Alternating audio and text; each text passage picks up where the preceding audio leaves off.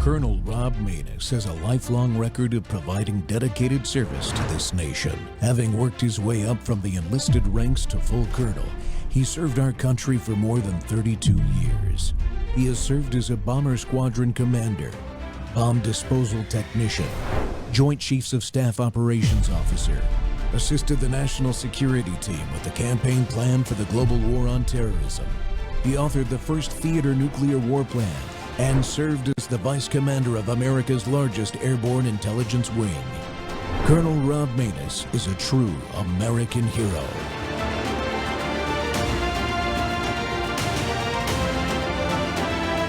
This is Rob Maness Live. The upcoming election is a pivotal one. It will decide if the momentum back to prosperity continues or if we face more gridlock. Holding the House matters now more than ever. Hi, I'm Michael Maxenti, and I'm running for Congress to move legislation forward that will lower the cost of living, support economic growth, and hold Washington accountable. I was born and raised in Southern California. I'm not a career politician. I worked my way up from entry-level jobs to owning my own business right here in Orange County. This is my home, and I'm ready to fight for it. Right now, Democrats are more interested in scoring political points and turning Congress into a stalemate. This hurts families here in Orange County who need action now, not 2 more years of political games. Career politicians have prioritized special interests while hardworking Americans are left behind. People are tired of obstruction and party politics. They want results. California is home to the highest taxes, most expensive housing, and the highest energy costs in the country. Today, even with 2 incomes, families struggle to afford the basic necessities. While we have seen real improvements in the last 12 months, our work must continue. I believe in putting people over policy with real solutions that actually help families and our communities. Join me in the fight for freedom, opportunity, and a government that serves its citizens first. I'm asking for your support. Let's hold the House and bring common sense back to Washington. I'm Michael Maxenti, running for California Congressional District 47, one of the country's most beautiful places, and I will always put people over policy.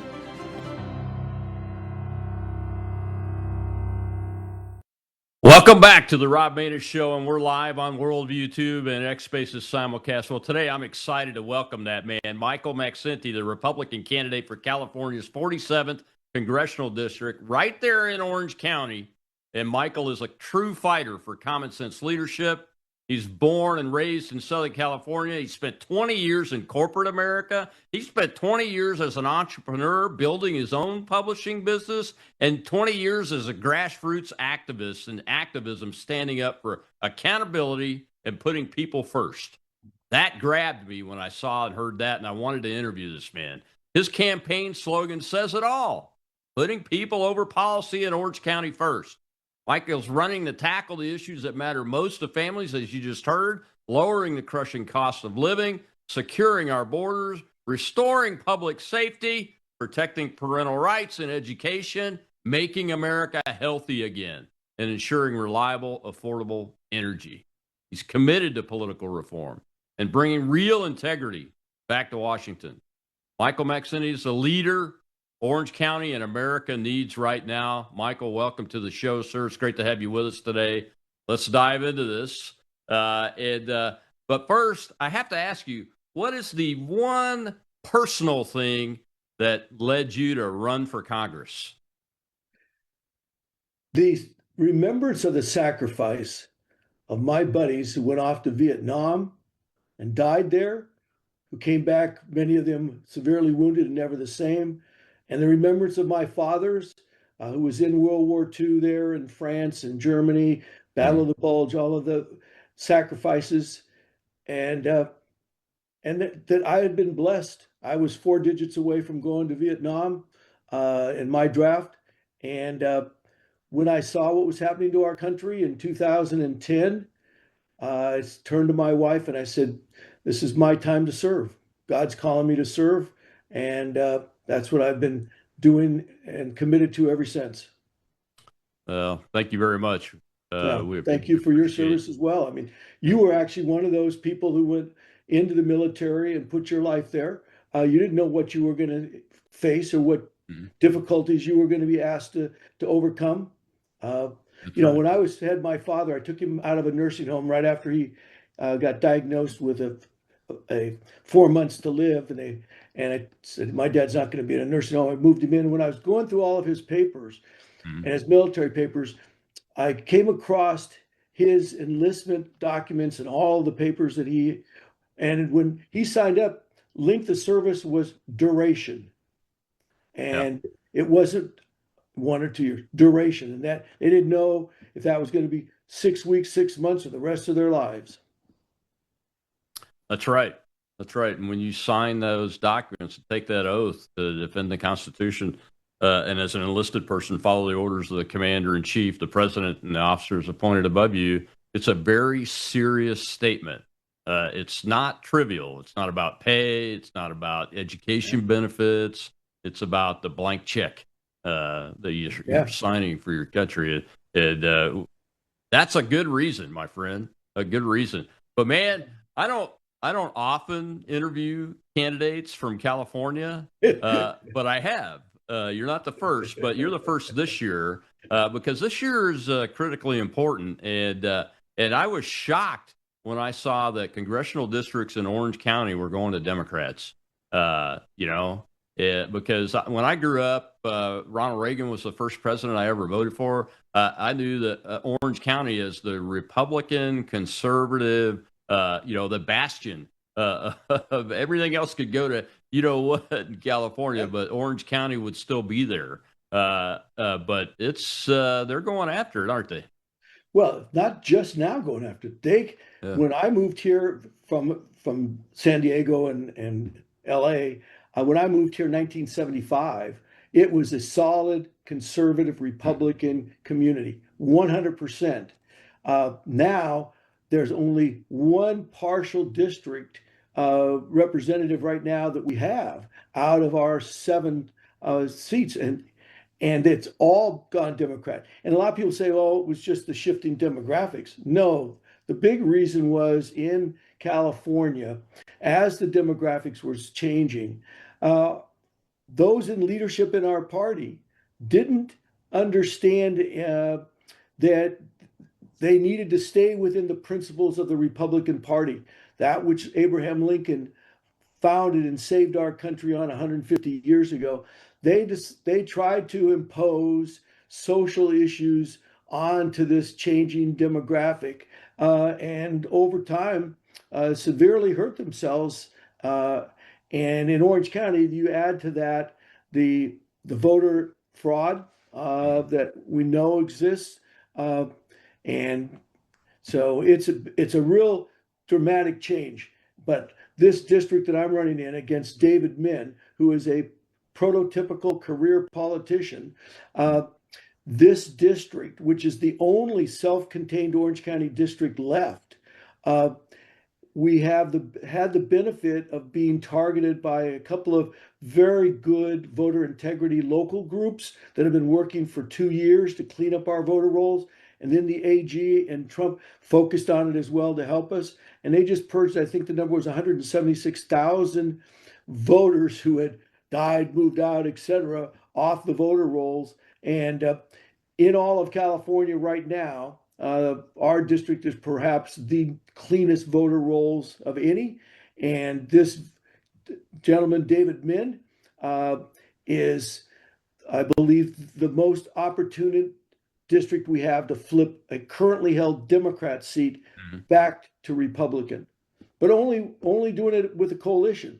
Because in California, you don't win without a coalition that can incorporate the independents and the soft Democrat, the Maha community in it. That's how Trump did significantly better in this district in 2024 than he did in 2020. And the only way we win in California is part of a coalition. Yeah, y'all have a jungle primary like Louisiana does, don't you? So the timing's different, but it works the same way, right? I'm not 100% sure on Louisiana, but here we have. I am. I ran for U.S. Senate in the jungle primary. It's a free for all candidates trying to get as many votes as you can, and anybody can vote for you. Yeah, and the situation here is the control of those gatekeepers to allow candidates to move through to the general election, because it is only the top two vote getters in the open primary that advance to the general election in November. But the gatekeepers have prioritized, the Republican gatekeepers have prioritized here in Orange County and throughout the state to a similar degree, but firsthand here, it's all about uh, your loyalty to the party and how much money either you can self-fund or raise immediately. Your credentials, your ability to get elected after that is Mm. secondary at best, and loyalty to the party trumps, not, and I don't mean that President Trump, takes priority over your credentials and ability to get elected and then do the job. Well, let's juxtapose that. I mean, you spent 20 years in the corporate world. You've spent 20 years building your own business as an entrepreneur, and you've spent 20 years in grassroots activism, those kind of things. Why wouldn't somebody look at you and go, "Hey, this guy's loyal to the party"? Well, because they, and this came clear to me during the endorsement process and the endorsement interview, and then after, a little bit after, what came clear was their recognition that they could not control me within the party structure that they wanted. Uh, that I was an independent thinking Republican who had spent 15 years, and not to correct, but 16 years now, where I had left after 40 years being a Republican and being known throughout Laguna Beach and wherever I was as a hard Reagan Republican. Uh, but when I saw our party in 2010 bail out the banks while 8 million Americans had lost their homes and 15 plus million Americans were unemployed. Mm-hmm. And then over the next 6 months, the two parties couldn't come together and deliver quality health care for Americans. That's when I decided that I needed to find out what was at the crux of this. And I learned real quick that it was the corruption of the leadership of both parties. So I stepped out. I resigned from the Republican Party, became a no party preference voter in California so that I could work alongside people like Ross Perot and others to try to reform our entire system. And so I did that, and they then listed off, well, you were NPP, you went to NPP, you then helped with the try to launch the Common Sense Party, the Forward Party, the American Independent Party. You've worked outside, and we're concerned if you go to Washington, you might just try to start a new party. And I said, well, yeah, because of the situation, Trump's talked about it, Kennedy's talked about it, a lot of people, Ross Perot, because the goal I've worked on for all these years is how to fix our system so that our party now can lead the charge back to its founding principles and put people, our country, and the Constitution ahead of a particular party. And our party now, under Trump, has given us that opportunity to create the grand new party, not the Mm-hmm. old party of the Bushes and the Cheneys who sold us out like the other party had, but truly bring our party back to deliver the promise of America and putting people first. Uh, and they didn't like that. They brought in a woman from Northern California uh, who was a person who, I think you'll appreciate this in the audience. After I had stepped down, because they made it clear, Mm-hmm. and that's Yeah. another story. But I learned then that she's proud to say that, yes, I moved to California 18 years ago. And for the first 12 years, I was a no party preference voter. And during 2020, COVID, our state was so mishandling the lockdowns. I got angry and I had to look up the name of our governor. I found out that this guy, Gavin Newsom, was our governor. So I decided to run for governor. Mm-hmm. And she joined the Republican Party and then runs for governor in the recall, gets 23rd place, and then immediately runs again the next year in the regular election for governor. Uh, and the arrogance of that demonstrates somebody who came up from an elite background, out of the University of Virginia. She went to Columbia School, got her MBA, worked for Bain Consulting for 10 years. And somewhere along the line, the consultant elite mentality took over, and that she would think she could come into our state Yeah. and 18 and 12 years didn't even know the name of the governor. And then all of a sudden, she's going to run our state. And we're going to talk about that in a couple of segments in detail, in a lot more detail in this, because I'm very curious. I'm going to show your video that you put out, not this coming segment, but the one after it, about your reentry into the race, because I found that very, very interesting. But next segment, I want to talk to you about MAHA and the policies that you want to fight for, because I'll be honest, the folks that brought you to my attention were my friends in the MAHA movement, and I consider myself part of that. And it's been very successful getting the president and his cabinet in. So I'm interested in hearing what you have to say about it and bringing it forward. We'll be right back with Michael Maxenti. He is a congressional candidate, the one you really want to pay attention to on the Republican side in CD 47 in California. We'll be right back.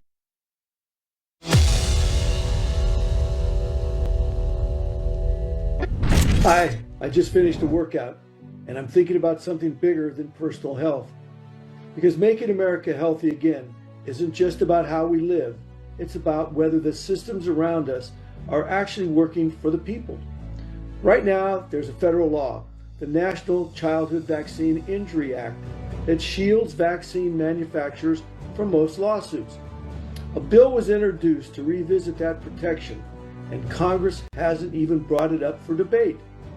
Because when systems aren't accountable, people pay the price. This isn't about being pro or anti-vaccine. It's just about accountability.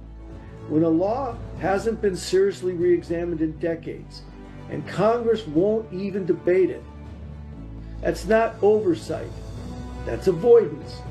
We need truth, accountability, and ethical leadership in Washington. Leaders willing to ask the hard questions and put people over the system, put people over policy always. That's why I'm in this race. I'm Michael Maxenti, and I'm running for Congress in California's 47th District, right here in Orange County, California. Thank you. So do the same for her, please. And of course, welcome back to the Rob Maness Show, folks. And we are, you have technology issues when you're on live TV, and that just happened to the show. And we showed Michael's, I think his reentry video is what that was. So let's talk about that. In the next segment, we'll show the MAHA video, I believe. Michael, what is it? You mentioned this opponent and everything, but why would the party gatekeepers go with a candidate like that instead of one that's been a rock-ribbed Reagan Republican all his life and has the courage to step up and say and speak when his party's wrong and speak with his feet? I don't have a problem with that. I've done it before myself for a short period of time. There's a couple of the gatekeepers, one being the treasurer, a guy named John Fleshman, who right off the bat, when I announced that I was running, and came and said, "You're not a real Republican. You tried to help start the Common Sense Party, da da da da," and really belligerent to me about the fact that I had not been consistent with the party. And yet the hypocrisy that turns out later on, a year later, when they bring in somebody who'd only become a Republican 6 years ago, when she decided to run for the race, as I described a minute ago. I don't understand it, other than the fact that they know that I'm there putting the people first, and they wanted somebody there that they could control. I'm certainly not a Trump, but I'm certainly not somebody that's going to put party over people and the principles of our party. I believe deeply in the Republican principles. So I can't answer that question beyond it. But this woman that they brought down, either they didn't do the research on her well, but she, in our interview, made 3 really important statements that turned out to be total false lies that I didn't learn until after stepping down. So, for the audience's benefit, real quickly, at this interview, she stated how she had all this money, cash on hand, already raised in just a few days, how she and her husband were going to put in this $200,000, immediately launch the campaign, and she had the biggest name in fundraising on her campaign team to do her fundraising, and she had experience running for governor, and she had all these contacts back with Fox News and with NRCC. And Mike, you've never ran before. She's got more cash on hand. She's got experience, but at the same token, you have the independent community support, the Maha community support. Together, you guys could win. And so they made it a point to give her the endorsement and then to make the point strongly with me that they wanted me to step down and support her. They gave me the only of 38 endorsements, negative endorsement. The chairman asked for, can I get a motion to give Michael a negative endorsement? So moved, and they voted unanimously to do that. And that started the next day a series of conversations that I had with Jenny Ray LaRue. And over that Sunday and Monday, where she convinced me how we could work together like Trump and Kennedy, and with me bringing the Maha community and the independent community because of my deep roots in both, that we could win this as a team. Well, so I stepped down. She's 45 years old and on the surface looked great until I got behind the curtain and it was a totally different person. And then I learned quickly over the next few days and weeks that she was, in my opinion, a total fraud, and she had lied on these major issues. And then it was a choice. Do I stay in this battle and support somebody who I have lost respect for, who is exactly what I've been fighting against for all these years in the reform effort?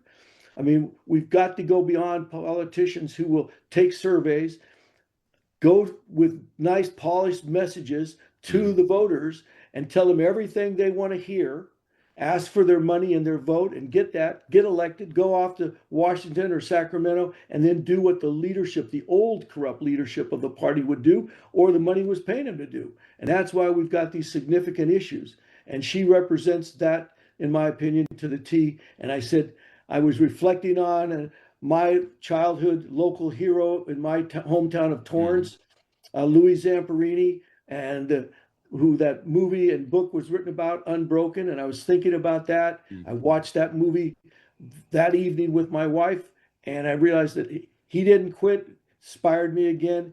And then as I was being flown back to Washington, D.C. to speak on the Mall at the beautiful rally, Iran rally on March 29th, in front of the Capitol building and the Washington Monument, I saw the movie Nuremberg. And the point of the Nuremberg trials in this movie was that the reason Hitler was able to do what he did was not enough people stood up. And I was reflecting on that on my flight back on Monday from Washington, D.C. And I said, I'm not going to quit, and I'm not going to stay seated. I'm going to stand up and fight this all the way, because if we don't change the standard about who we elect into office, and we don't elect people right now that can hold that majority, that can support Trump's agenda and hold everybody, though, accountable to the people in the Constitution. But if we don't hold Congress, all the reform efforts so many people have fought for and so many Americans have died for our principles would be for naught. And I said, I've got to get back in the race. I talked to Jenny and I told her everything I'm just saying here on the air. I said that and a lot more to her, why I could no longer support her and why I was considering and then rejoining the race against her. So, man, a lot there. I have faced similar things in my political runs for political office. The establishment Republicans don't like anybody that they don't think they can control. Because they're in power due to forces that are way beyond just voting. And they stay in power due to forces that have nothing to do with voting because they're reelected at a rate of over 90%. those forces usually involve money and lots of it and those kind of things. But what is a negative endorsement from a political party? I've never even had that issued against. No, no, because they wanted to make the point, we need you to stand down and throw your support. Because when I first made the commitment to run, I went to the chairman of the party and I said, Will, if you can find somebody with better credentials, more electable than myself that I could get behind, I will stop my campaign in a heartbeat and throw 100% of my support behind that person. I said that to Will and to many others in the leadership of the party continuously for a year. Because at my age, the last thing I wanted to be doing was have to go to Washington away from my new grandchildren and my family to do this. But at the same token, when I made that commitment that I was in this for the duration, I meant that. And so I was going to do whatever I could do until I can't to help reform our party and our government and get our government on the side of the people. And back on its principles. And so, and then when they did this 28 hours before the endorsement process closed, without even giving me the courtesy of a phone call or anything, they brought her in and started this process that I just described. Wow. It's unfortunate because we'll talk about this probably in the next segment. I want to take a question from my live audience here real quick. Unfortunately, they are not seeing the facts. And the facts are, as Indiana's primaries from yesterday show us, is that we can do it. I just published my first book, and it's all about how we can answer the question, what can I do about that? The kids in Indiana, the young people, and Republicans with honor stood up, and they kicked most of the people that kept redistricting from happening that were Republicans out of the state Senate just yesterday. That's fantastic. We can do it. Let's take this question from the live audience. Go ahead. Shell is our host over there. We have Misty, sir. I 100% what you're saying about the Republican Party, but my question is that California had some of the strictest mandates during COVID, and you also have some outrageous, egregious laws on different topics. What would you do to make sure that residents of California would have more freedom and not have to follow these mandates that weren't even laws, and protect their rights to the pursuit of happiness and to continue so that these emergencies can't overtake and squash their livelihoods? Good question. It's a great question, but it's more appropriately directed to if I was running for California Senate or the legislature, because the federal has some limitations there, but we can pass some laws for medical freedom at the federal level that can hopefully dictate to the states, because federal law does supersede that, so that they cannot force people into vaccinations or anything else that would jeopardize their job and their freedoms. So I would have to look into it. I wouldn't want to give you just a superficial answer that it's a great question, but from the federal level, I'm not 100% sure what can be done there. Yeah, it's tough because here's an example I'll talk about before we go to the break here in a minute. One of the examples is the CDC's childhood vaccination schedule. That is not mandatory. It's developed by the national CDC, but it is not presented to the states as something that is mandatory. But the states take it and they use that as a mandatory requirement, and a lot of them strictly adhere to that CDC recommended vaccinations, even though the CDC was recommending the COVID vaccine for children, which was completely nuts. Okay, to put an EUA vaccine that's using new technology, and there's so many unknowns about it, into a child's body is unconscionable. But it was the states that I found that were taking the CDC's list and just flipping it and making it a mandatory list, and parents' rights and kids' rights were being trampled over. We got to take another break, Michael. When we come back, We will show that Maha video of you, I think it is, talking about medical policy, and we could talk about this some more. But I want to get your take on what I talked about earlier, which is the redistricting primary elections that happened in Indiana, and how do you think that might impact in California? We'll be right back with Michael Maxenti, congressional candidate, Republican for CD 47 in California.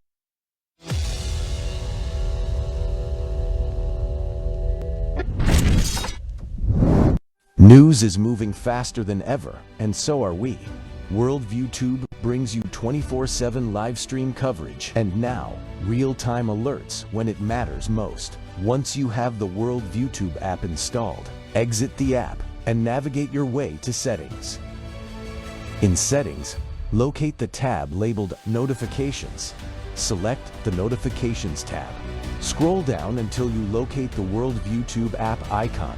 Select the tab, and here you can turn on and customize your notification experience for the Worldview Tube app.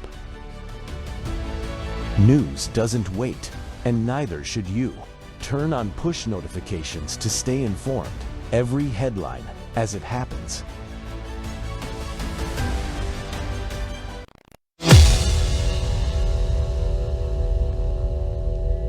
Hi, I just finished a workout, and I'm thinking about something bigger than personal health.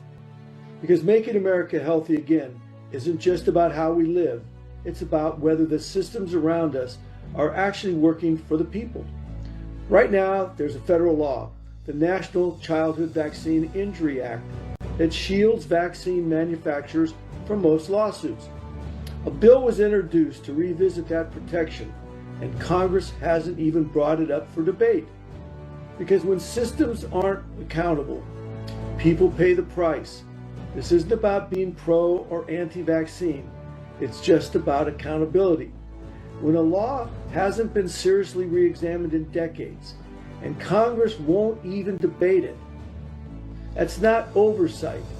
That's avoidance. We need truth, accountability, and ethical leadership in Washington. Leaders willing to ask the hard questions and put people over the system, put people over policy always. That's why I'm in this race. I'm Michael Maxenti, and I'm running for Congress in California's 47th District, right here in Orange County, California. Thank you. Welcome back to the Rob Maness Show. We're live on Worldview Tube and our X Spaces simulcast. And my guest today is that man, Michael Maxenti. And Michael, I wanted to devote a segment to Maha because you are heavily involved in the Maha movement. And personally, I think the president had the successes he had in California in large part due to the Maha coalition that now Secretary of HHS Bobby Kennedy brought to the election process. And the coalition that reelected President Trump, which was really from a historical perspective, was a small miracle. To be honest with you, That was a big miracle. Yeah. So you talked about the vaccination list and the bill and those kind of things. Are there any other bills at the federal level that you're tracking on that either haven't been acted on or are running into problems that you want to take on when you get there? Yeah, there's an important one. I'm just looking up the number again, but it's this new one that just got introduced by the Democrats with 203 members signing on to it. That is called the Maness bill, I believe they're referring to it as, which is a way to work around to get every pregnant woman in America for them to be able to track the vaccines that they're taking. And as a way of encouragement, and they give them under emergency medical situations like a COVID or other, gives them dramatically increased powers automatically as well. It's all about the vaccine companies working through legislation to try to increase their use of vaccines for their profitability. That segment that I talked about there, where they're trying to work around it. Mm-hmm. As you finished the last segment, Rob, that is something right here in California where they went back because of the new vaccine schedule that they introduced, which dramatically reduced the requirements here. The California separate went back to the CDC requirements as of January of 2025, before Trump took office, as the state requirements, which had the old regulations. And it is tragic here in California, where the most recent numbers show that 1 in 8 kids, boys in California born today, are exhibiting symptoms of autism. Now, few are born with autism because that has to come through the mother's milk and that. But after the vaccines, there's dramatic correlations that have been made. And what Kennedy's trying to bring is gold science to really hard investigate what's the connection between the amount of vaccines, the materials in those vaccines, and the dramatic rise in autism. And yes, I've been involved. I got involved with the Kennedy campaign and worked my butt off for them, which then became the Trump campaign. And then I was one of the county. I was part of the state and part of the national leadership team for Kennedy. And I so admire him, and he's one of the inspirations behind why I'm doing this, because we have to codify those pieces of new changes that he is making within the healthcare industry to really make it a healthcare system and make America healthy again. Yeah, my youngest son is autistic, and he was born at a time in the early 2000s when the full regimen of these new vaccine schedule.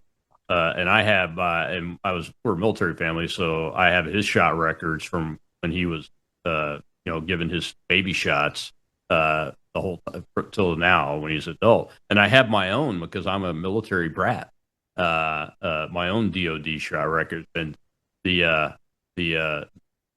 use the term correlation. There's definitely a correlation that I want to see investigated. That's why I supported Kennedy getting into the coalition with President Trump. I saw that as the best opportunity to get Trump back in office and have him implement new policies and get people around him like Kennedy to try to help do that and everything. And it is dramatic, the amount of dosages. They may get a similar number of needles at one time, but dosages of different things is like it's over 500% more than what I got at the same time in my life, what my youngest son got. So I want it investigated. I think parents have a right to call for it to be investigated with proper scientific, like you said, and he said, and Kennedy has said, gold standard science, and get away from this politically tainted guesswork. That's what I call it. That's going on. It's really propaganda. And it does nothing but do a disservice to our children, our families, and our own health. Do you think? What do you think of the credibility of the medical community in the United States post-pandemic? I'm so glad you asked that question, because I almost wanted to interrupt you with something there before this question. We have relied upon these studies that give validation to the use of these vaccines and other medical procedures, not just vaccines. But one of my dear friends for the last 60 years just passed away 2 days ago. At one time, he was the president of the American Toxicology Association. He started telling me 30 years ago, when he was a doctor, and that, Mike, how absolutely corrupt these journals and all of these studies that he has found, because he was telling me 30 years ago how his father, who was a doctor as well, would be turning over in their grave to see that most of these studies are done for people to advance their careers, to keep their job, or to make money on them, so that the integrity behind these peer-reviewed studies was, in his opinion, a joke and a nightmare, because they were there to support the industry, not to give the truth to the people. And that's where this Medical Freedom Act, which is right now being introduced at some of the state levels, I would want to dramatically and quickly get that at the federal level so that we have real science, as Kennedy refers to it as gold level science, and we give people the freedom, we give them the opportunity to make those medical decisions with good information on their own. And the way doctors are being paid and bonused based on the percentage of their clients that take vaccines, and those kind of inducements have got to be made public and stopped. And those liabilities behind that, that's the only industry, folks, that has liability shields, that has no liability for their products. That has to be taken away. They have to be liable for what they're doing. And that will dramatically change the quality of their products and the information they put forth. Yeah, it's interesting because before the first Trump administration, it was actually against the law for doctors in their own practice to post their rates and the difference between a rate if you have insurance, private insurance, if you have government insurance, or if you're just paying out of pocket. Because those differences, those numbers are dramatically different. I mean, in very large numbers, and people would get surprised by that. And that's one of the things that I want to push for, like you, is more transparency on the doctors and providers' part, on the pharmaceutical industry's part, and on the hospitals. Because under Obamacare, that concept, doctors have been drawn to working directly for hospitals, and hospitals act like organs of the government more and more every day. That's why they were able to get away with the pandemic policies that were egregious, completely egregious. And the good people that saw that and stood up were crushed by federal, state, and local governments, in some cases taken to court and criminalized, and those kind of things. So are you going to fight for reducing the government's power in the healthcare system, maybe even getting rid of Obamacare and having establishing solid policies that will help private medical care thrive and make it affordable for the average citizen? Yeah, we need to totally step back and rethink our entire medical industry. Right now, and I want to answer your question about the insurance. Insurance is hugely important because when people aren't aware of the costs and third party payers are paying it, that's where, and then you've got the government taxes, our tax dollars paying that. It's ballooned way beyond why we pay more than double what the next nearest nation pays in healthcare, and yet the deliverables and the results of our system are far worse than any other industrialized country. But we've got a closed loop system where big corporations, like BlackRock, State Street, Vanguard, and the rest of them, they own the majority controlling interest of our farming industry, our food processing industry, the insurance companies, and the deliverables, the hospitals and medical care deliverables on it. So they're selling us products, knowingly processing them, that help make us sicker. And they look at us as an asset that when you get into their sick, you now are somebody that can make them more and more money throughout your entire life. We've got to change that. We need to step back. But our Congress in particular is what I take exception to. They have abrogated their responsibilities of oversight for years in a growing, irresponsible way. That's got to change. And that's where somebody going there like myself at my stage of life, I'm not going there for a career. I'm going there, I'm not worried about stepping on toes and making people uncomfortable. I'm going there without that muffler to be able to speak on behalf of the people and behalf of our Constitution, because I'm not worried about going to be there for 20 years. I'm only going there for the short term to be able to help solve these problems and take the bullets that some of those good people in Congress need, leaders who can take those bullets so that they can stand up and do the right thing. Yeah, courage is contagious. Courage is contagious. That if Yep. all you need is 10 people with courage in the House of Representatives and 5 or 6 with courage in the U.S. Senate on the Republican side, and the rest will follow. Believe it or not, it does happen. Well, Michael, they can take coverage. They can take cover behind those others. Exactly. And We're we going know to there take our are last break. When we come back, we'll continue this discussion because I want to give you the chance to talk about even more policies that we haven't chatted about yet on why you're the best guy for CD 47. I'm convinced of it, but I vote in Mississippi. We'll be right back with Michael Mexentis.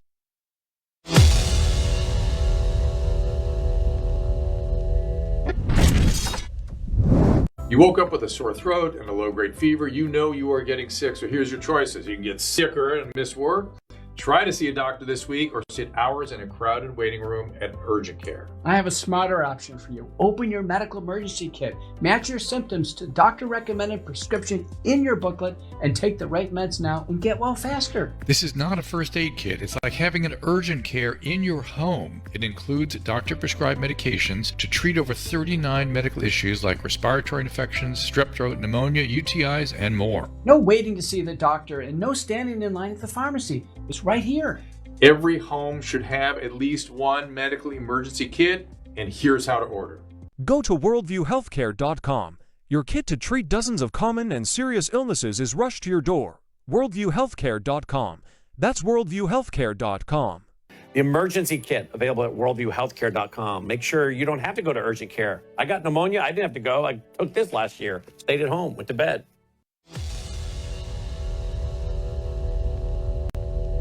Orange County is ready for new leadership, and that Orange County is ready to help take the lead again in the nation with leaders who are committed to our people. To the brand new party, the team of Kennedy and Trump that came together to form the unity ticket.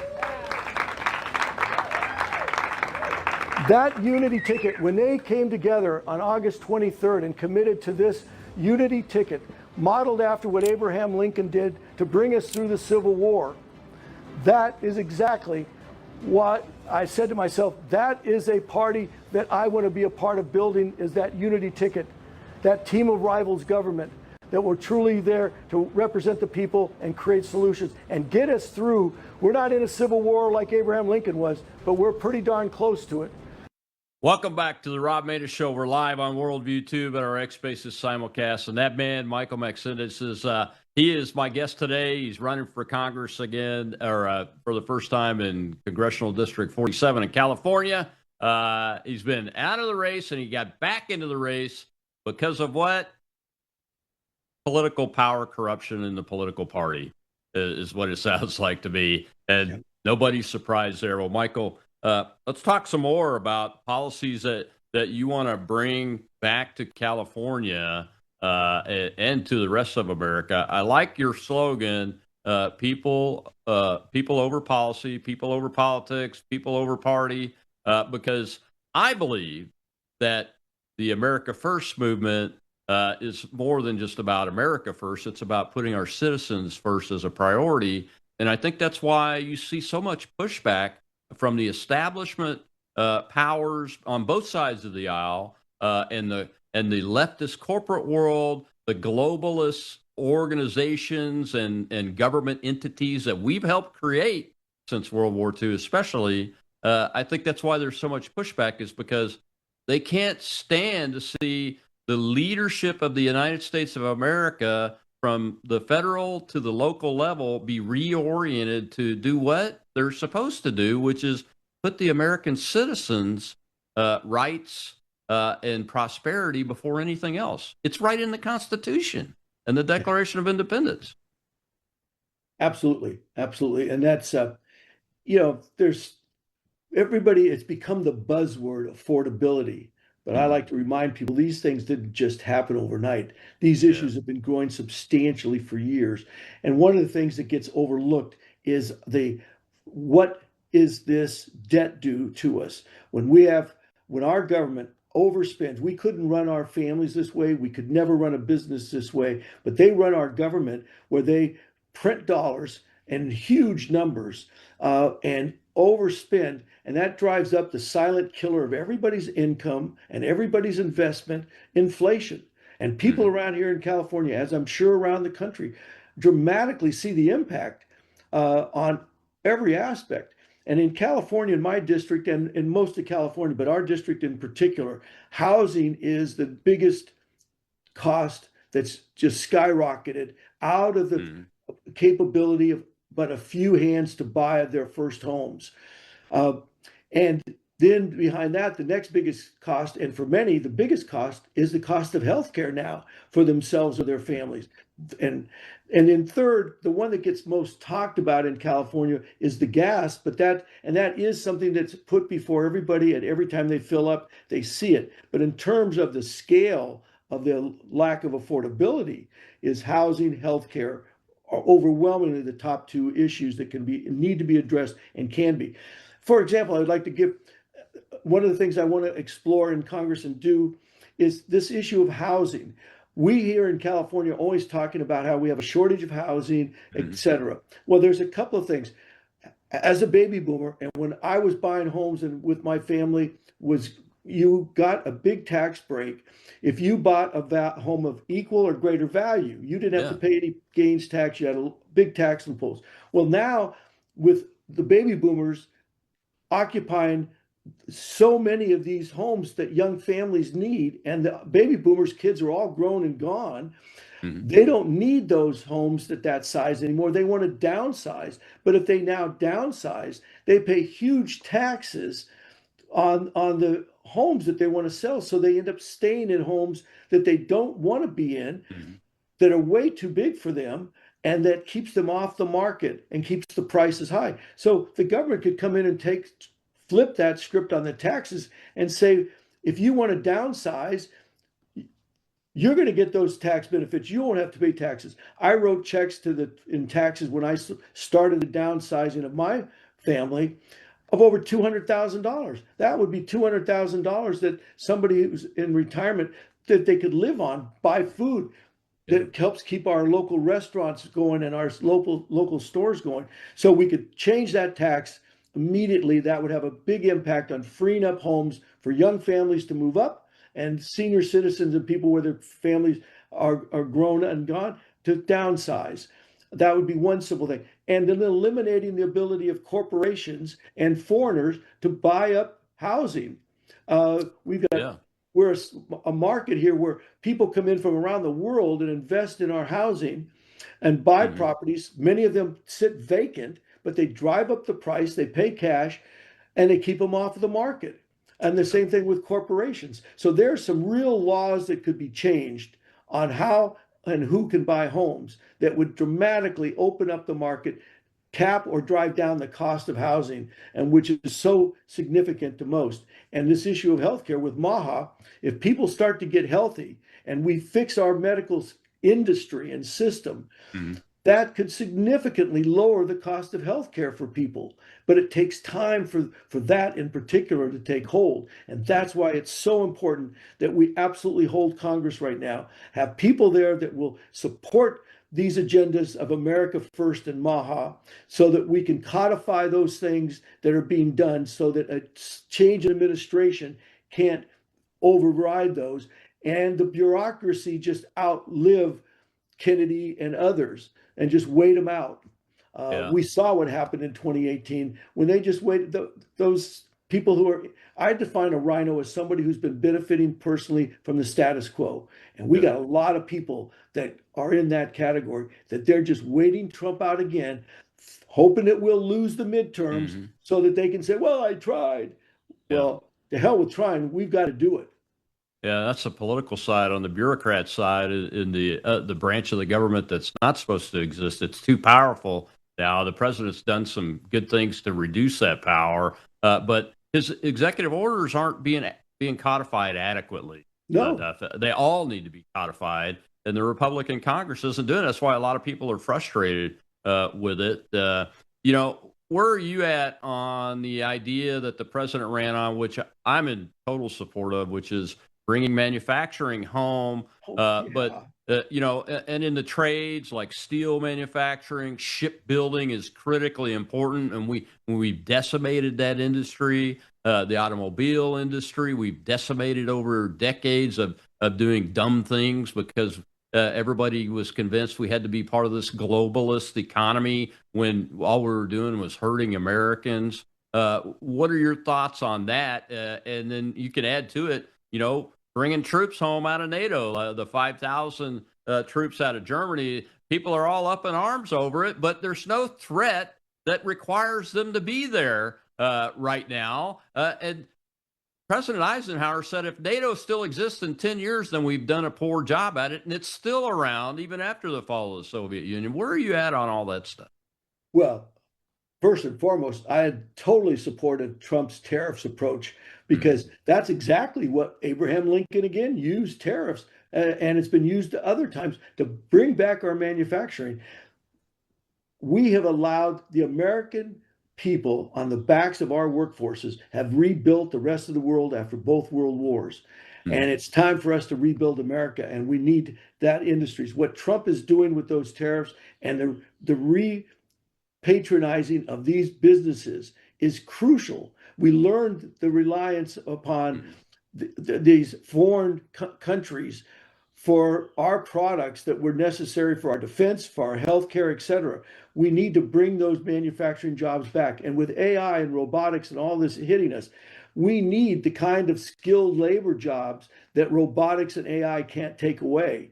So it's hugely important to rebuild our industrial base for American jobs and for good paying American jobs. So I'm a big supporter of what he did there. And this issue of NATO and foreign troops, folks, it's time for us to let the rest of the world defend themselves and get out of there. But on the other hand, I would like to bring up real quick, if it's okay, this issue of Iran. This to me is a very important example of what America's founding principles were about. We were to be that light on the hill, to use our strength and our position when asked to help free the mechanisms of oppression from other people, to allow them to find their path to freedom and form their government their way. Iran is a perfect example. For 47 plus years now, they have been brutalized, raped, tortured, and oppressed in unconscionable ways. They've been asking for our help, and Trump had the courage to do what no president before him since Jimmy Carter did, and use our strength, not our military on the grounds, not our loss of life, but our economic strength and our military prowess to go in and lift those mechanisms of oppression from the people, the 93 million people, to allow them to rise up and to take back their country and form their government their way. And this former Shah's son, Reza Pahlavi, is somebody that will lead them to the ballot box so that they can form a government that suits their culture, their way. They are so grateful. The Persian people are so grateful, and the Iranians, for what Trump and America is doing. And also they're grateful for the Jewish people who are now helping them as well gain their freedom, because it goes back 2,500 years where Cyrus the Great, one of the early Persian Iran leaders, helped free the Jews from their slavery. And they look at it as full karma coming full circle, where now the Jewish people are helping free the Iranian people. And what Trump is doing and leading in conjunction there is, I'm a total believer in and support of. And because it's going to take them a couple of years to form their government. And they will need to know that they have the support of us whenever required to make sure that those people, the Ayatollahs and the mullahs, don't have the ability with that radical extremism to come back and take back their country from these people.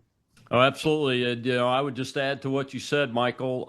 If you observe what this president, the United States, is doing now and compare it to what President Thomas Jefferson, I know it's an old name, but what he did when he sent the United States Navy and the United States Marine against the Islamist Barbary pirates that were attacking our commercial shipping, which is what the Iranians are doing too. They're not just attacking their own people, they're attacking commercial shipping. That's a core mission of the United States Navy and of the United States of America, to protect our own commerce anywhere in the world, and we're not going to have it. And I hope the president sticks with it and the resolve to the point where either these Islamist pirates cave in or they're all dead, because the Iranian people deserve their freedom and to be prosperous once again and friends. Well, Michael, thank you so much for coming on the show. We appreciate it, folks. Go check him out, especially if you're in CD 47. He needs your vote. I'll see you tomorrow on Truth Thursday.